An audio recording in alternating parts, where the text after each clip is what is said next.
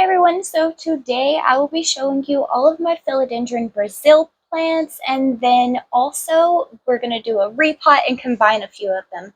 I've already combined them a couple of times now because this is one of the first houseplants that I've ever gotten, and so it's been propagated to the maximum. So let me just show you all of the plants that I've started from that one plant, and then we will move on to the repot.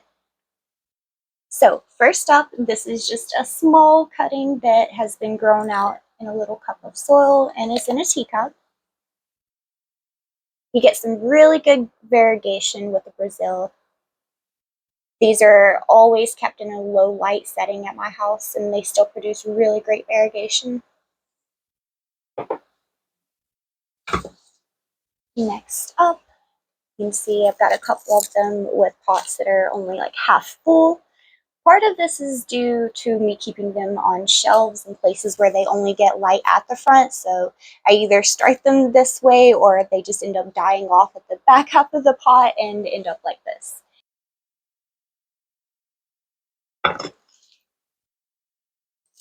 Now, this one is not looking so hot. It's in the same type of pot, but for whatever reason I had such a hard time with this.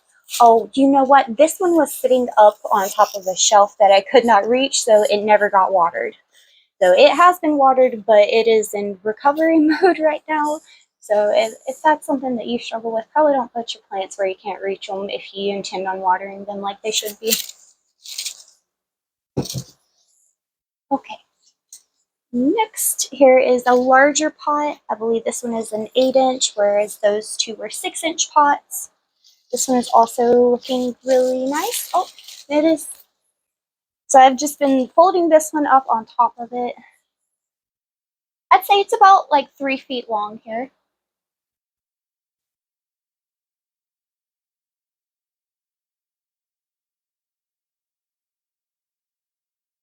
Maybe even longer. These are super fast growing. And last up, we have this large pot. I believe that this is a 12-inch pot. It is a hanging basket. And this is the mother plant. So within this, I have a ZZ plant. It's a very cute arrangement, I think. The ZZ kind of got on my nerves because it was never growing, so I just stuck it in with this to give it a little bit of something. But anyway, this one is doing pretty good. It's starting to get a little bit of length on it. And then you see here I have an empty spot. So I think that with this one, I'm probably just going to fill in the empty space and clean it up a little bit, and then leave it in this pot, and the others I may end up combining into a second pot because they're definitely not all going to fit together in here. So we will jump into the repot. Okay, so first I'm going to start with just cleaning this up a little bit. Got some dead leaves in here.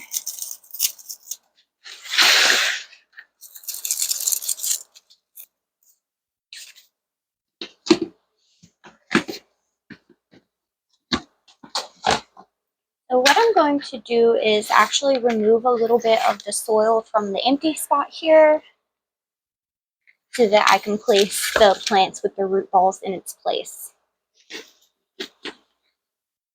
Just going to throw that back in my container.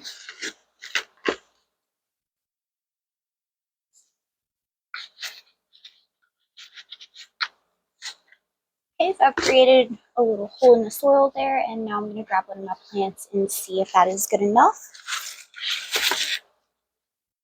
Okay, we will do this one. It looks pretty nice.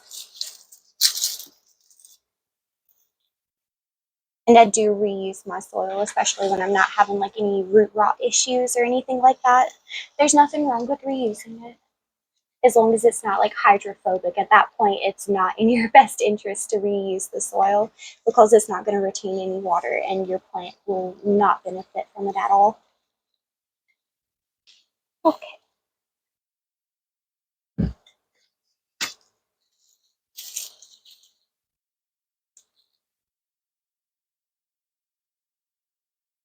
So we've got some long roots here. With all of this plant, we actually do not have a very big root system.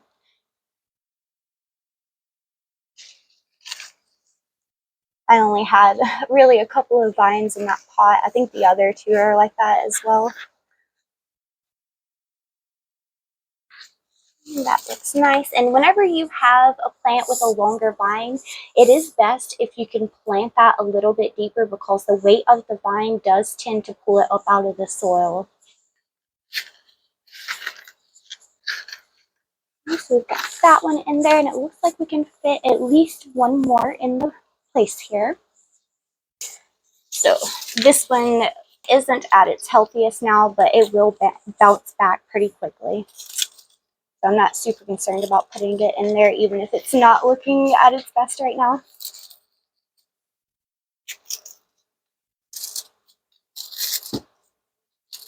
Now, if you are unhappy with your plant, you could absolutely take a vine and just propagate it so that you can get a better looking, healthier plant. That is very easy to do with the Brazil. You'll just cut it between each of those nodes.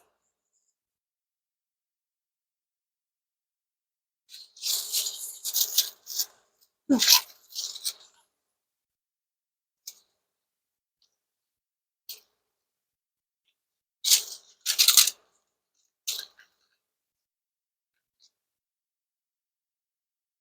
So it might look a little bit different after being cleaned up here, but not too much. So I'm just going to take these couple of vines out of here.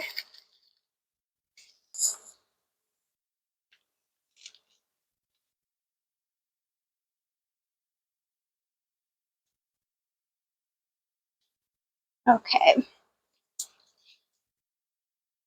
So I said I wasn't super concerned about it being in there, but apparently the roots were dry rotted on this one, so we don't have roots. So we will be propagating this vine as well today. I'm going to set these to the side for now, and I'm going to grab a different plant. So this is our very long one, and it looks like a lot, but I've got the same thing going on here, just a smaller cluster of vines in a mostly empty pot.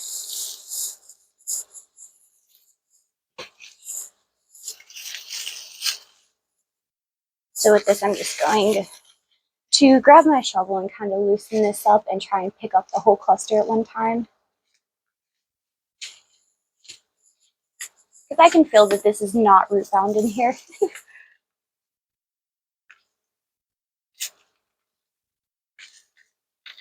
There we go.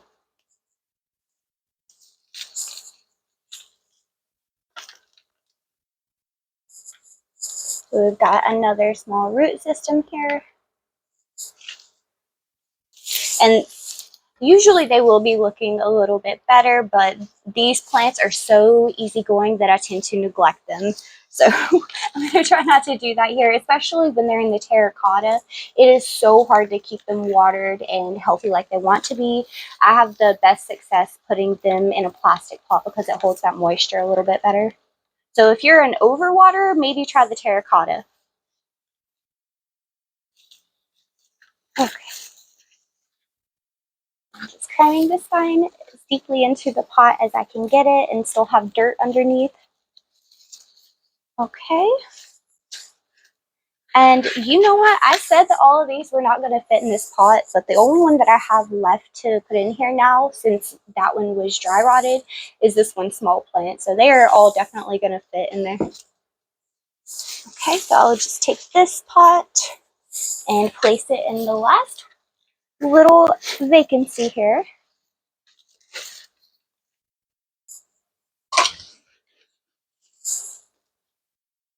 Okay, I'm just back filling it now that I've got all of those vines planted back into the pot here.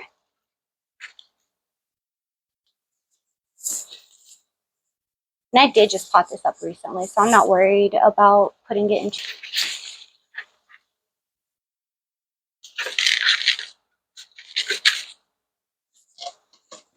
And I am filling this up like almost to the very, very top of this because I'm going to go back and push it down in, and it tends to sink down after a little bit.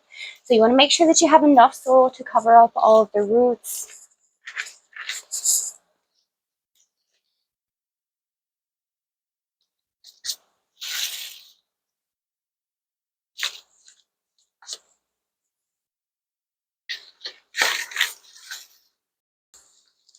Okay, so everything is all potted up together here. I'm going to get this cleaned up and these vines situated a little bit more, and then we'll move on to the propagation. Alright, so we're going to go ahead and propagate these vines.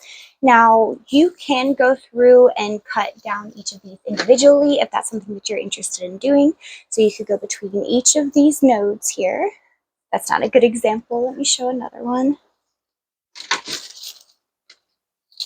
Okay, so between each of these leaves, there is a node.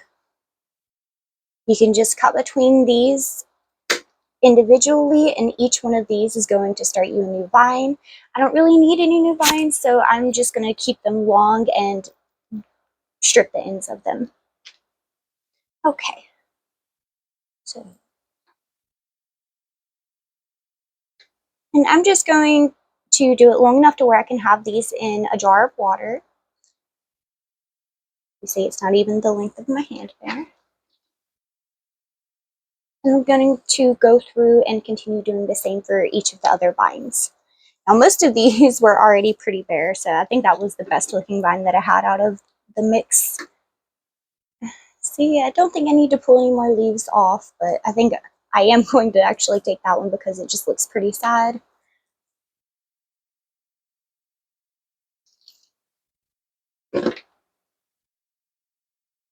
And then another thing that you want to do, if you're just taking the ends, do you see where the root was? And then this vine is all dried up, and these are starting to yellow, and then it gets more green as you go up the vine. Well, this is where you will get your healthy growth from. So this is just going to rot in water. So go ahead and cut off everything that is turning yellow, and maybe even a couple of nodes above that. So I'm going to take my clippers here and just chop that off.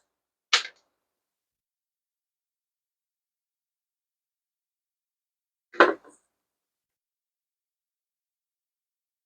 then here's another cutting that is already bare. You can see this is a more mature vine here where it is thicker.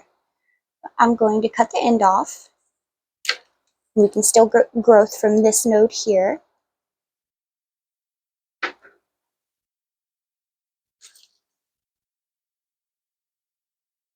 Here's another one.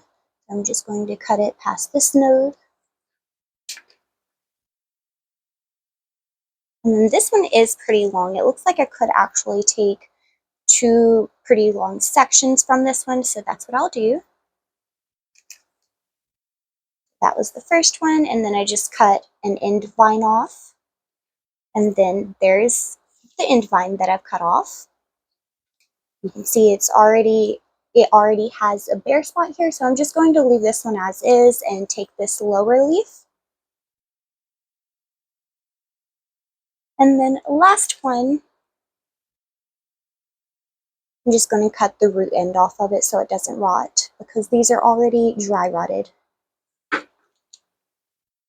Okay, so now for your cuttings, you'll just want to let them scab over a little bit so that they will have less of a chance of rotting in water. You don't necessarily have to. I've definitely been guilty of just taking these and putting them straight into the water, but when you do that, it does allow we'll call it blood from the plant to run out, and it can cause it to get a little funky. So in this case, we're just going to let it scab over for at least 30 minutes. You will definitely be able to feel the difference once your plant has scabbed over, so you can feel it as soon as you cut the plant and then come back and feel it a few minutes later, and it should start to have a rough surface on the cut end of it. Okay, so we'll come back to this, and when they're ready, we'll place them in a jar. And while those are scabbing over really quickly, I just want to talk about the other plants that I had started from the original Philodendron Brazil. So it had a vine of this lemon lime heartleaf philodendron that was growing out of it. I don't know if it had just reverted or what happened there, but I took a couple of cuttings from that one vine and got this whole plant, which is one of my favorites. And then also I have the regular version from a vine that had also reverted in there. And these are both such easygoing plants. These have got to be on my list for top plants to put everywhere in your house because they will pretty much take any light that you throw at them. All right, so that is the plants that I had started from the mother plant of the Philodendron Brazil, and now I will go ahead and show you what it looks like after it's all potted up and back on its shelf. Okay, so here our nice full luscious plant is, and also water propagations. I waited a few minutes and then I put them into a coffee cup. They look a little dehydrated now, but they'll bounce back in a couple of days. Okay, well, I hope that you enjoyed this video, and don't forget that common plants are great plants too. This is one of my favorite plants, and it was one of my first plants. So thank you guys so much for watching, and I hope that you have a great day. Bye!